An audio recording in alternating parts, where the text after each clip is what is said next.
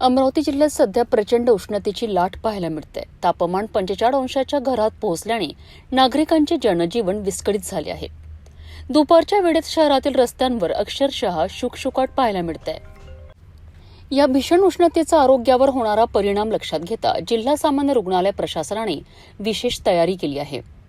रुग्णालयाच्या वार्ड क्रमांक 1 आणि वार्ड क्रमांक 6 मध्ये प्रत्येकी एक सनस्ट्रोक रूम तयार करण्यात आला आहे। या कक्षांमध्ये आवश्यक बेड, औषधे, थंड पाण्याची सुविधा तसेच आपत्कालीन उपचार व्यवस्था सज्ज ठेवण्यात आली आहे।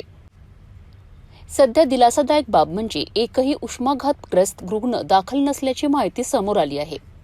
तरीही वाढत्या तापमानाचा धोका लक्षात घेता प्रशासन अलर्ट मोडवर आहे।